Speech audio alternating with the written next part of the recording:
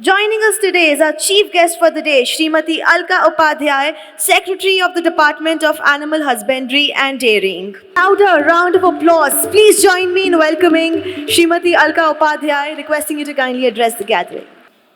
I would especially like to thank the Poultry Federation of India, the founder president, Mr. Dhumal, the current president, Mr. Baez, the keynote speaker, who is quite an authority on this subject, Mr. Tarun Sridhar, my colleague, Dr. O.P. Chaudhary, friends from the industry, media, and potentially new entrepreneurs and new farmers who are here in this room. It also gives me immense pleasure to see this room full. I was told the capacity of this room is about 1,400. So we have all seats occupied, and there are still some people who are standing, and I'm sure there are some people who are outside having a sip of coffee. So overall, a big congratulations to all of you organizers for having got so many people here in this room, talking on the same agenda of how we can move ahead, or as the topic is, shaping the future of poultry in India. I will just start with something that I very recently read. It talks about how people in different countries approach businesses. And I'll just take 4 or 5 examples over here. The list was a little illustrative, but I will just take 4 or 5 examples. They say in Japan, business always focuses on the client, and even if they have to work at a bit of a loss, they feel the client should not go away. Move over to Germany, they always invest very heavily in their employees, and whatever be the nature of the business, they always keep their employees with them. One of the largest economies in the world, the supergiant, the US, they initially do not bother about profits, they bother about the market share. Their main focus is on the market share. Coming back to South Asia, Southeast Asia, and even our country, the way businesses perform is aimed at profits. We really do not think about the market share. And I am starting with this anecdote because of what I have been hearing, largely what Mr. Tarun Sridhar had to say. I've got a drafted speech over here, but I think I will start off extempore. I'm not getting into the statistics. However, a big congratulations and I think a big round of applause for making India the number 2 in the world as far as this business is concerned. Each one of you deserves that applause. Thanks to the organizers who read out a lot about me. For me, for an IAS officer, the learning curve is only 3 months. I'm into my 6th month now, and in the animal husbandry and dairying sector. So in front of Dr. Tarun Sridhar, who is an authority in this subject, and all of you who have developed in this business, I'm really a novice. I don't understand this much. I have worked mostly in the infrastructure side. I came to this event here today because I wanted to learn. I wanted to understand. And truly enough, with the keynote speaker, with the introduction given in the beginning, and other speakers, I am further enriched in my learning process. When it comes to poultry in India, a lot has been said. The 80% of our poultry today is organized. We have large commercial operations, and 20% is unorganized, which comes from small backyard poultry. In my National Rural Livelihood Mission days, this was something that we promoted. And also I must say, till now, I have been more focused on the animal husbandry, dairying activities, because when I came in, there was a bit of a challenge. The milk prices were going up. Consumers' interest was to be kept in mind, and we did a lot of efforts to keep the prices stable from April till now. And now, of course, we're in a flush month. So the challenge has been kind of met out with. we've been able to make some headway. On the poultry side, this is the time when I have really started taking interest in this sector, poultry and meat exports. Having stabilized a few things over there, I am moving on to the learning curve and to see what policy perspective can be brought in over here. I was talking about this 20% of backyard poultry and sustainability. We also have to see where the country is, what is our milieu like, what are our demographics. With still a large populace in the rural areas, largely dependent upon agriculture and allied activities, and we also know that agriculture's GVA is not as high as the dairy and the poultry sector. The GVA here is much higher.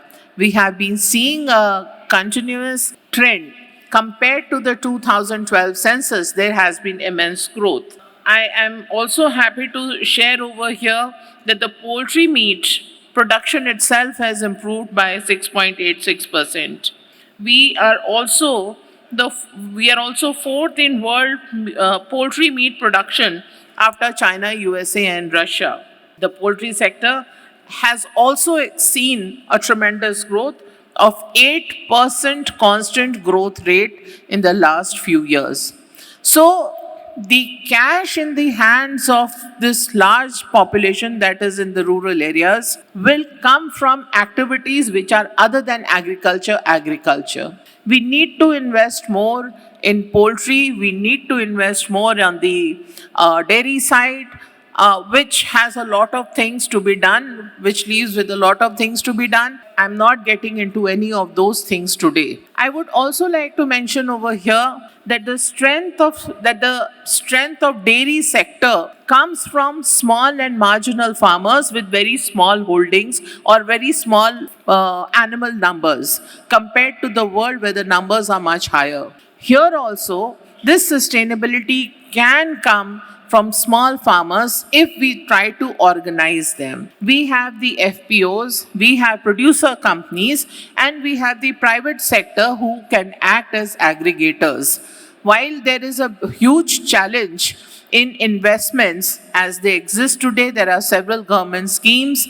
The investment, I would say the uptake on bank credit has been really good and improving.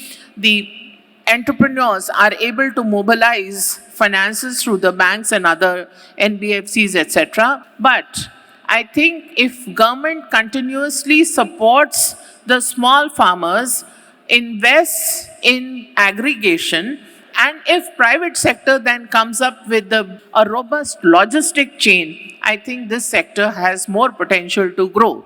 And this gets me to the point of market share. If we have this capacity, if we are the second largest in the world in terms of numbers, if we are fourth largest in terms of poultry meat, then as Mr. Sridhar said, where is the revenue? Where is the dollar enhancement? Where is the profit going? So we all need to reorganize ourselves, and I was with some very young second generation members of this community, I would say, Mr. Dhumal's son and Mr. Garware, son and daughter and Mr. Garware's daughter, and we were speaking about how new investments in technology will not only have a very good survival rate of the birds, but will also have better poultry, better there'll be more environment-friendly methods which will be more sustainable and bring in more money. But moving on from this, we will need to do more export. While we are at that stage in our economy where the incomes are rising, consumption is rising, consumption of food is rising, and there is a better paying capacity. But the dollar investment and return ratio has to increase now. From Government of India side, as far as policy is concerned, we have two interventions. Number one, we have the National Livestock Mission, where we run small entrepreneurship programs also. And I would encourage the young, small farmers to take opportunity of this and put up their proposals for being expedited through the National Livestock Mission. That is one. Secondly, we have the Animal Husbandry Infrastructure Development Fund, where we give 3% interest subvention. That is for the more stable book value, जिनकी book value high है, those entrepreneurs and companies to participate and take opportunity of this. I was seeing the spectrum of utilization of the AHIDF. In fact, compared to Agriculture Infrastructure Development Fund or the Fisheries Infrastructure Development Fund, this ministry or this department has shown a remarkable progress and a very huge appetite.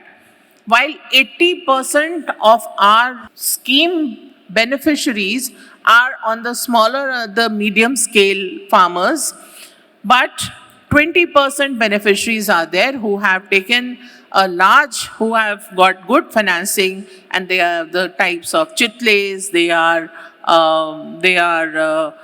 Nestle, Parle, so on and so forth, and many, many such names who have taken advantage of this scheme. For people who are here, who sit in this room, I think this 3% interest subvention that exists in the form of AHIDF, there is a huge opportunity for all of you to post those projects and take it up as a challenge before. In fact, it is a challenge for us, and I continuously keep challenging our ministry officials that we must utilize each and every money. We must utilize whatever has been allocated to us, and I'm very happy. I would be very happy if any one of you approaches us for any clarification or even suggest some policy changes. I would be very happy for that. In fact, as I stand here today and as I said in the beginning, I'm not really an authority. I just wanted to understand a few things. And I'm also aware of some of the challenges. These challenges were also mentioned by Mr. Sridhar. How do we address these challenges is the main thing. I would just like to mention some of the challenges, and one challenge which is really looming large before us is on the feed component, the poultry feed component. We will have to look at alternates, we will have to look at solutions, because ethanol is becoming a reality. Ethanol as a fuel is becoming reality for which our maize cultivation is going to be largely utilized. So what is it that can replace maize, or how is it that we can increase the area of maize? This is a very real-time challenge. We have also been talking about soya byproducts, which are an essential component over here. What do we do to make the soya prices lower? In fact, I think about a couple of years back, or maybe last year, we did import some soya to stabilize the poultry feed prices. But as I stand over here, I would also like to mention your industry has to be more organized, has to be more demanding of policy changes, more suggestions that can come across to us so that we are able to take it up for necessary changes and amendments. I'd be very happy to do that. When I joined in April, I didn't know anything about milk. I did not know about the price monitoring mechanism, etc. But then the prices were going high. I quickly tried to analyze why are the milk prices going high. So 70% of the input cost in the dairying sector is because of feed and fodder. That is the main component. And then I got those prices and I saw that the prices were increasing. The industry did not demand so, but it was just a correlation thing that we did at the ministry, and we took certain measures which have today brought down the fodder prices. We made policy changes. We stopped export of wheat bran, the DORB, the de-oiled rice bran, which is an essential component of the cattle feed. That came in as a policy intervention, and let me tell you, the government as a whole, Mr. Modi talks about, our Prime Minister talks about, the government as a whole approach. We were able to take this up in the interministerial committees. So I get back to the point over here that your major input cost is also feed.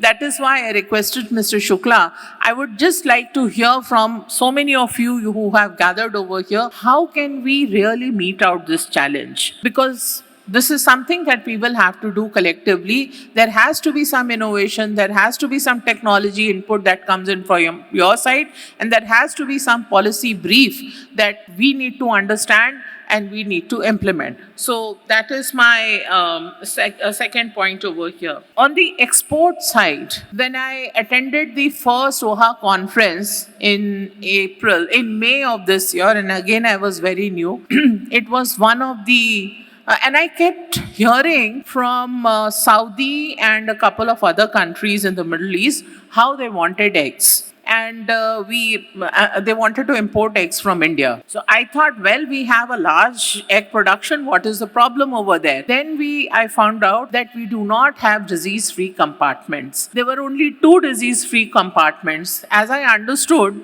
I also realized that, well, if we just have 2 disease-free compartments, we are not showcasing the country properly. And the first step has to be to have more and more of such compartments. OHA was extremely helpful to us, and today as I stand over here, we have 28 disease-free compartments which have been declared by OHA. They are on the website, which has given this country some strength, and 10 more are in progress. We recently had the Asia Pacific Region Conference of OHA, and I spoke with the DG, and I spoke with her and I told her how we want these 10 also to move further. I would encourage all of you, with the good environmental practices that you have, with the good disease management systems that you all follow, to create more and more of these disease-free compartments so that we as a country are able to showcase our strength, and this particular impediment is out of the way and we are able to export more eggs and more poultry. So this is something which is very doable, and I would request each of you to contribute to this. The third thing that I wanted to also speak about over here is which I have briefly spoken about, but the efforts in aggregation have to be kind of accelerated. And why I say accelerated and why there is a scope, I have worked with the National Rural Livelihood Mission. I know the strength of the self-help groups. I know the appetite of these women as entrepreneurs. They are all looking at just aggregation. In fact, 12 farmer producer companies have been set up on the dairy side. But on the poultry side, these farmer producer companies have not come through. It seems there is somewhat of a disconnect over there. A lot of you are also from the industry side as suppliers of equipments. In the morning, Mr. Garware showed how they are probably building the world's biggest poultry project in Indonesia. There is a lot of capability and capacity amongst all of you. These new technologies should be demonstrated and showcased. I have my officers here from the ministry. I would also like that you run these central poultry units.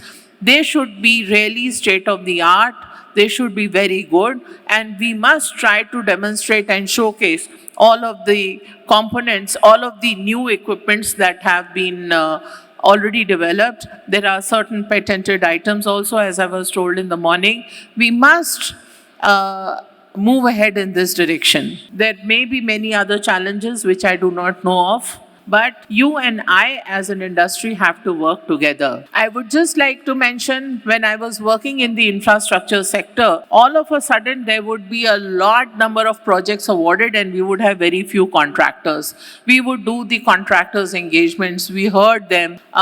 When the GST regime came, there was a lot of confusion, but there was a constant dialogue. So, I mean, maybe the stakes are also high over there. There's this National Highway Contractors Association, I'm forgetting the exact name, but they are there. And they would constantly engage with us and ask us for policy changes.